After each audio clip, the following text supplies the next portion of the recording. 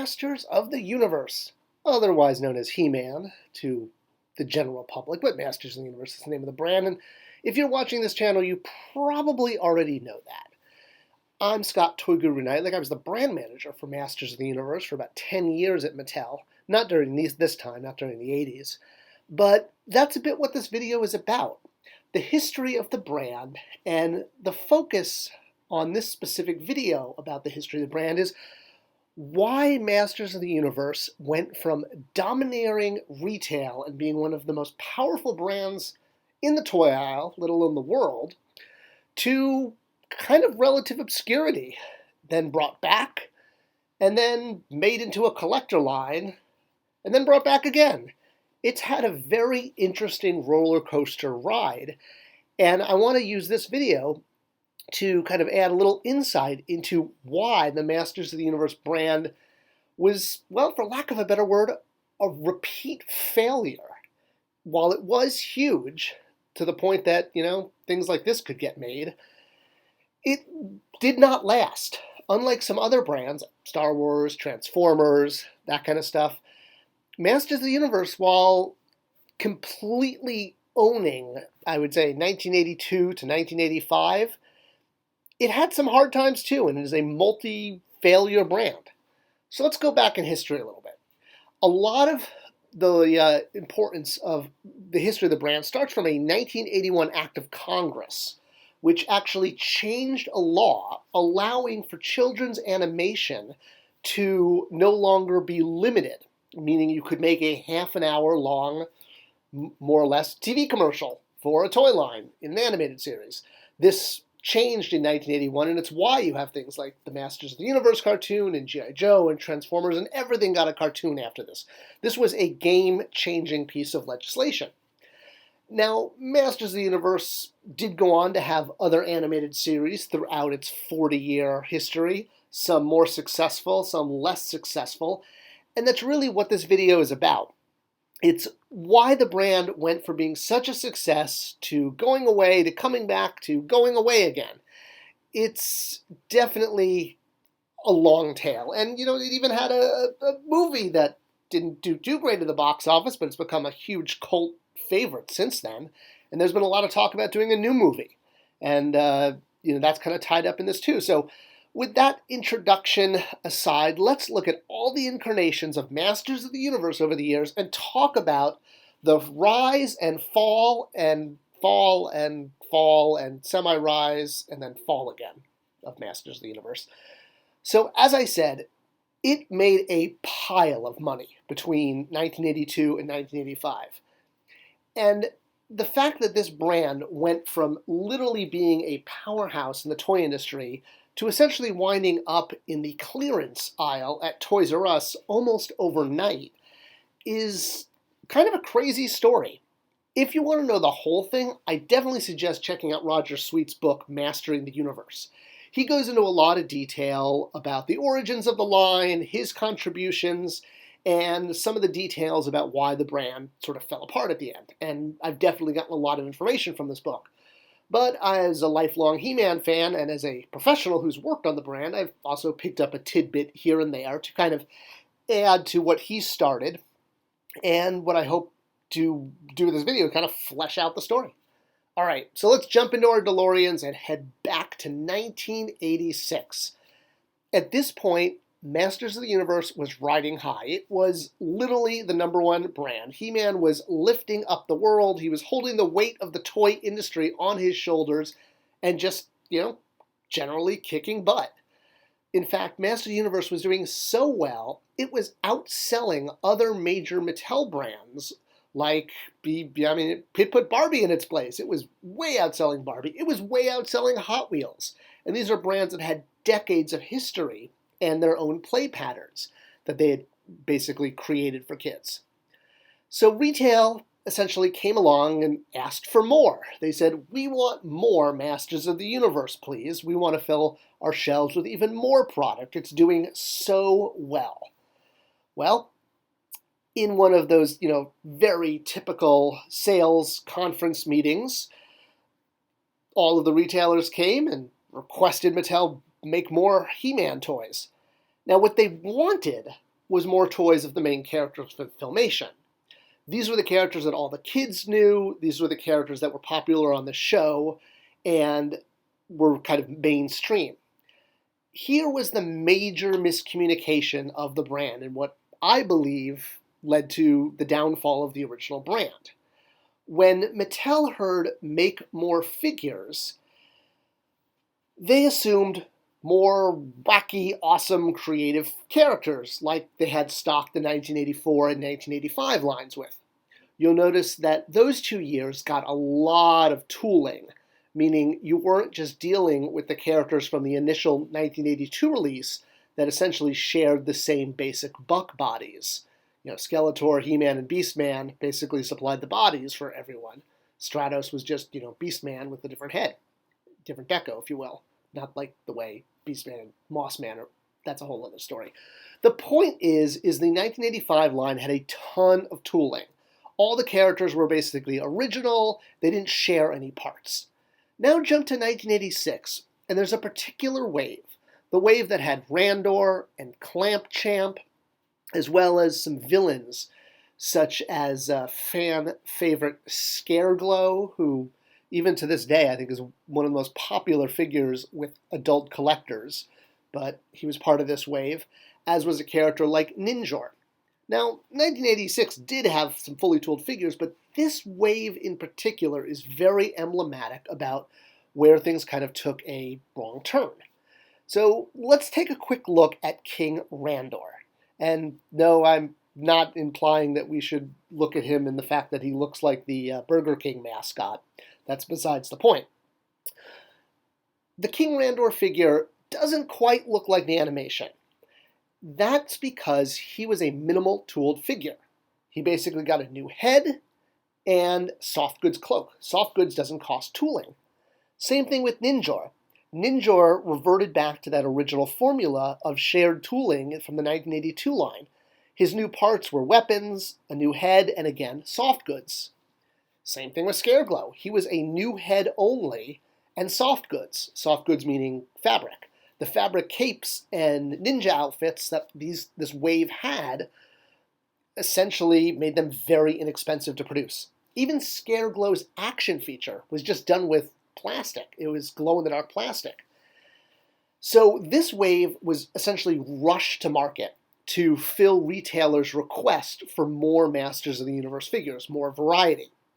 Misunderstanding that what they really wanted was more He-Man, more Teela, more Man-at-Arms, more Skeletor, and not variants, but the original versions.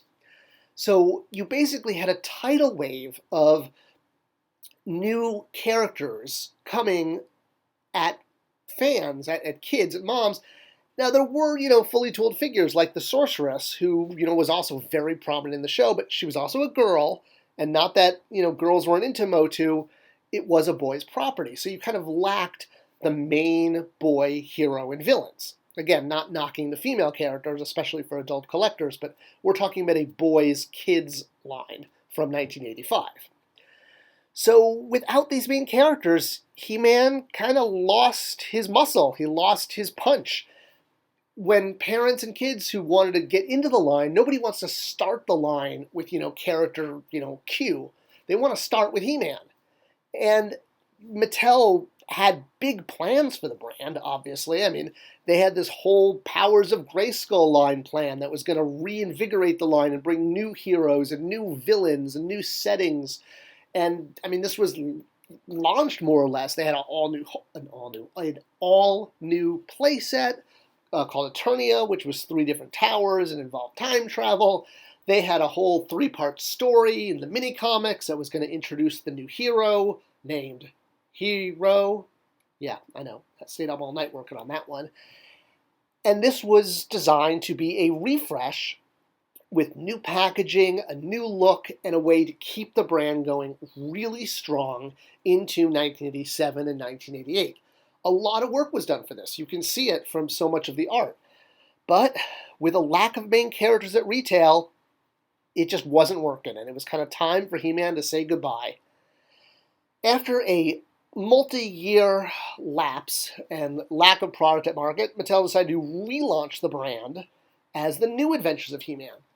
Now with this line, in lieu of the main characters, once again, they introduced a slew of brand new galactic protectors and space mutants and, all sorts of characters with kid-friendly names like, Butthead. Come on, don't tell me this isn't a kid line with a character like that in it. But, you still got main characters. You still had Skeletor showing up, even though he looked a little bit different. But more importantly, the figures were scaled down. They weren't that bulky look that the original figures had. And even though, characters like Teela showed up in the animated series, albeit not the toy line, and He-Man, of course, was a big part of this, where was Man-at-Arms? He was kind of sleeping on the job. Man-at-Arms wasn't really anywhere to be seen in the toy line. He was a fan favorite, among kids. Same thing with Beastman. Where was he? What was he looking at? Beastman was nowhere to be seen. Instead, you had Slushhead and, and Butthead, if you will. So He-Man and his new cast in outer space, away from Eternia, away from Man-at-Arms, away from Castle Grayskull, just lacked so many of the iconic elements of the brand that kids just didn't get into it. There was one toy that did do fabulous, which was the Power Sword. Not that Power Sword, that was the classic sword. This one, the role-play sword that was part of the New Adventures line. So this toy in particular did so well, it was actually one of Mattel's top 5 toys for that year. Maybe it was the TV commercial, maybe it was the simple light-up feature. They even did a sort of dumbed-down version that was just a basic sword. It did phenomenal for them. But a toy line cannot find success on one role-play item alone. It needs to have sales across the board. So as cool as New Adventures is, and it has definitely found a place in fandom for the collectors, it just didn't find that kid audience. And without a kid audience, it's hard to sustain a line at retail. This was kind of the period when the brand was more or less considered dead. This was the time period when the entertainment rights were sold off. You can see the video about who owns Masters of the Universe for more information about that. But it doesn't mean a dead brand can't be successful. And even though the entertainment rights had been sold off, Mattel still had toy rights, and they wanted to do something with it. So come the 20th anniversary, they launched a commemorative edition, recreations of the original figures that were available at Toys R Us in vintage packaging with added extra exterior packaging, and it did moderately well.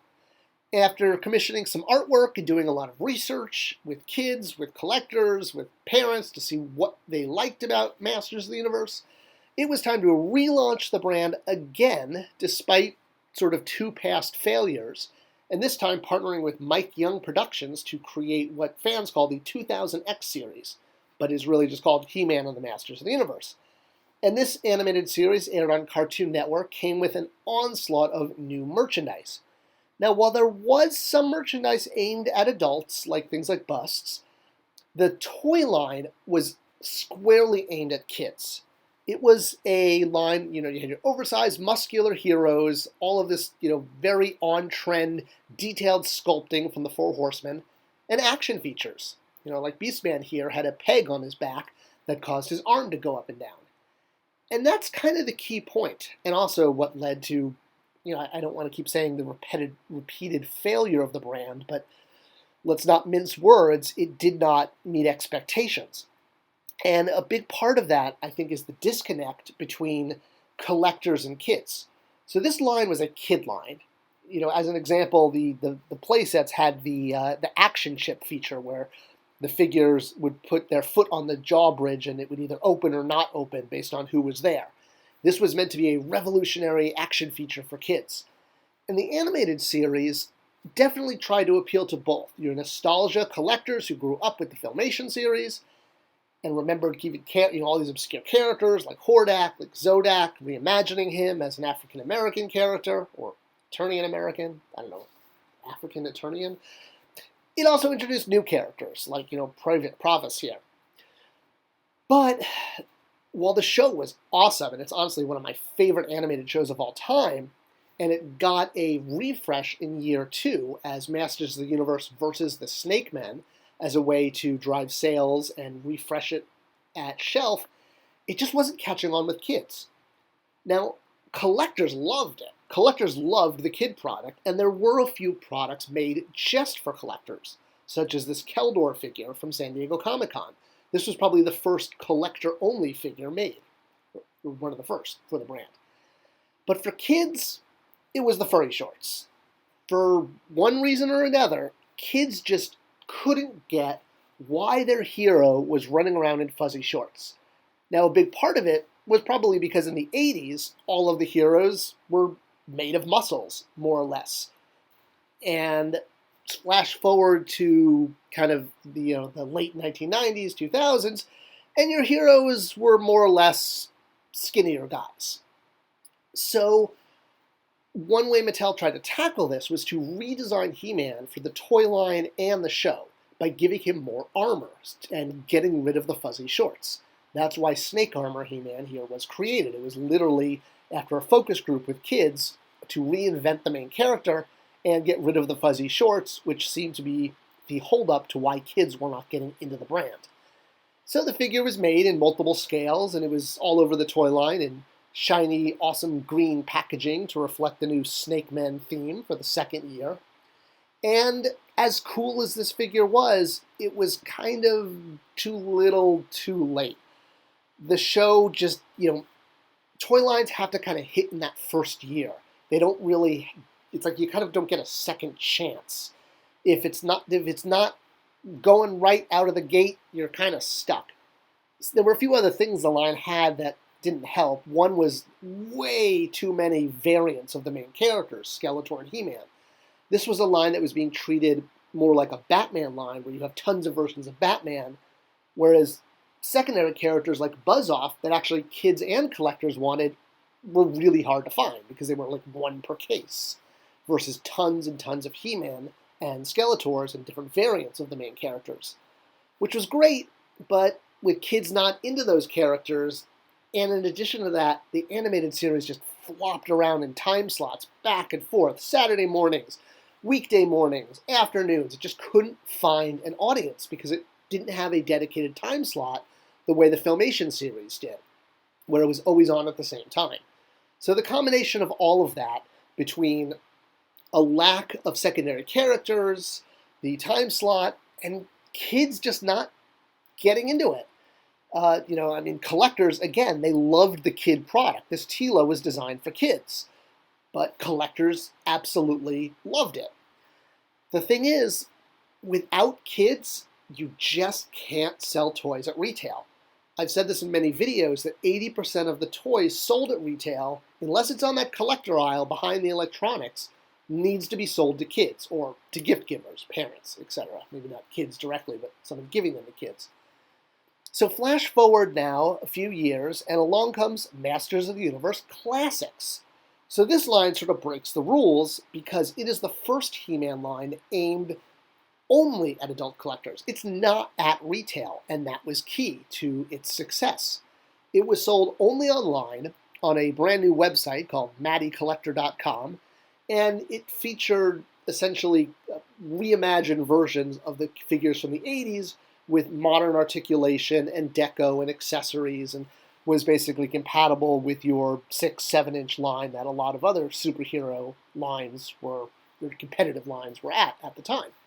And it was very successful because it aimed at adults.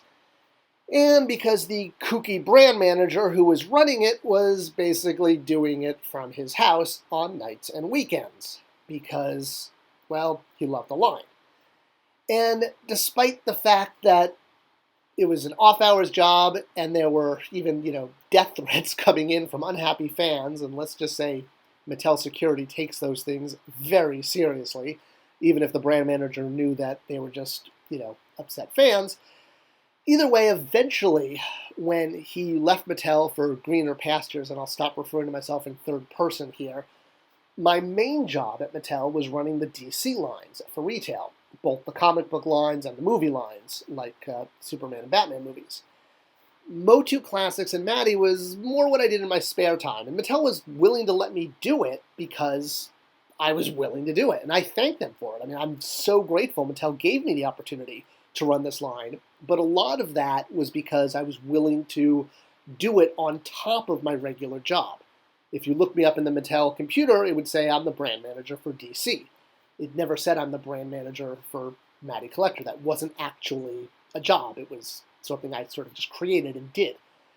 So when I left, well, it got shifted over to a new home, Super 7, which is the right place for it because Super 7 was a company that could focus on the adult collector. Mattel is in place to focus on major retail lines for kids. So without somebody dedicated to kind of doing it as their hobby, more or less, it needed a company like Super 7. And now, fast forwarding to now, we've got a brand new line, Motu Origins, that's just hitting. It's now at Walmart, and I hear there's plans for it to kind of go everywhere. The key to this line's success is really going to be kids. So unlike Motu Classics, or what Super 7 was doing with some of its form factors, Motu Origins is at retail. So just like 2000X, just like the original line from the 80s, and New Adventures, I suppose, it's at retail, which means it needs to get a kid audience.